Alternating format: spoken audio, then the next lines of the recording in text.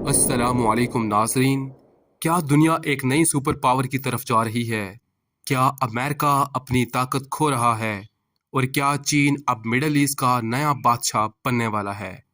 America और Iran की जंग ने न सिर्फ मशरक़ वस्ता बल्कि पूरी दुनिया के पावर सिस्टम को हिला कर रख दिया है।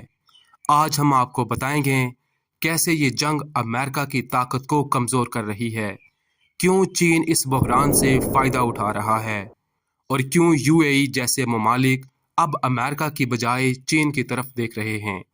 वीडियो को आखिर तक ज़रूर देखिएगा क्योंकि हकीकत आपके अंदाजे से कहीं ज़्यादा बड़ी है।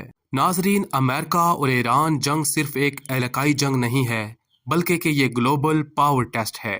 जब अमेरिका और इसराइल ने ईरान पर हमले शुरू किए तो मकसद सिर्फ ये था कि ईरान की ताकत को ख़त्म किया जाए, ईरान को एटमी प्रोग्राम हासिल ना करने दिया जाए। लेकिन हकीकत इसके बरक्स निकली।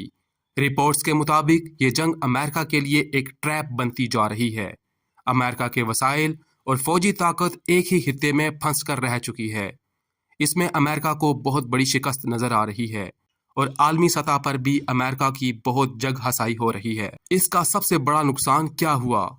अमेरिका जहां चीन का मुकाबला करना चाहता था, वहां से उसकी तवज्जो हट गई है।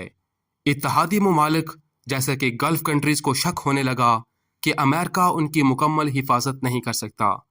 यही वजह है कि माहिरीन कह रहे हैं कि ये जंग अमेरिका की शिकस्त बनती जा रही है और यही चीज़ चाइना के लिए मौका पैदा कर रही है कि वो नया सुपर पावर मिडल ईस्ट का बन सकता है। नाजरीन, अब बात करते हैं इस जंग के सबसे खतरनाक असर की, और वो है ऑयल क्राइसिस का। मिडल ईस्ट दुनिया का सबसे बड़ा ऑयल हब है। जब से ये जंग शुरू हुई इसके बहुत बुरे असरात पड़े। सबसे बड़ा असर ये हुआ कि ऑयल सप्लाई में बहुत बड़ी कमी आ गई, जिसकी वजह से पूरी दुनिया में महंगाई का एक भूचाल आ गया। एक रिपोर्ट्स के मुताबिक ऑयल सप्लाई की कमी में तकरीबन 28% तक कमी आई। एलएनजी की अगर बात की जाए तो उसमें भी तकरीबन 20% तक कमी आई। दोस्तों, इसका मतलब साफ है कि ग्लोबल इकोनॉमी इंतहाई खतरे में है, एनर्जी क्राइसिस।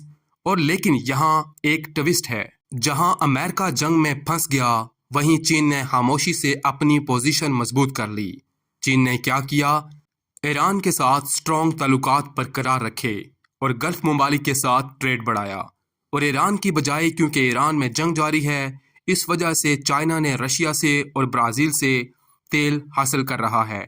सबसे अहम बात यह है कि चीन ने जंग में बराह रास्त हिस्सा नहीं लिया बल्कि कि बहुत ही डिप्लोमेसी तरीके से किरदार अदा किया। इसका फ़ायदा क्या हुआ चाइना को?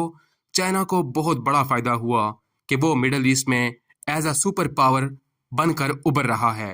दुनिया को लगा कि अमेरिका अनस्टेबल है और चीन स्टेबल होता जा रहा है।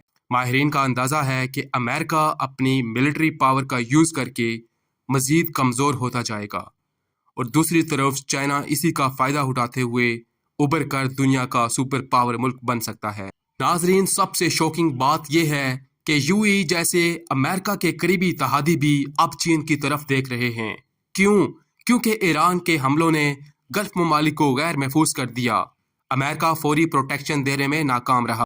रिपोर्ट्स के मुताबिक गल्फ स्टेट्स अब चाइना के साथ तल्लुकात मजबूत कर रही हैं क्योंकि चीन के पास इकोनॉमिक और पॉलिटिकल दोनों इन्फ्लुएंस मौजूद हैं। अब सवाल है कि यूएई के लिए चाइना क्यों अहम है? क्योंकि चाइना बड़ा इन्वेस्टर है, चाइना रिलायबल ट्रेड पार्टनर है, चाइना पॉलिटिकल बैलेंस है। यहाँ एक बड़ा सवाल उठता है कि क्या मिडल ईस्ट अब अमेरिका से निकलकर चीन के हाथ में जा रहा है? नाजरीन, अगर ये जंग जारी रही तो अमेरिका के लिए बहुत बड़ी मुसीबत होगी। अमेरिका दिन ब दिन कमज़ोर होता जाएगा। लेकिन दूसरी तरफ चाइना इस बात का फ़ायदा उठाकर दुनिया का पावर तरीन मुल्क बन सकता है। तो क्या वाकई अमेरिका अपनी सुपर पावर स्टेटस को खो रहा है या ये सिर्फ एक टेम्परेरी क्राइसिस है? आप क्या सोचते हैं? क्या चाइना अगला आलमी लीडर बनने वाला है? अपनी राय का इजहार ज़रूर कीजिएगा। अगर आपको हमारी वीडियो अच्छी लगी हो तो चैनल को सब्सक्राइब ज़रूर कीजिएगा। मिलते हैं अगली वीडियो में, तब तक के लिए अल्लाह हाफिज़।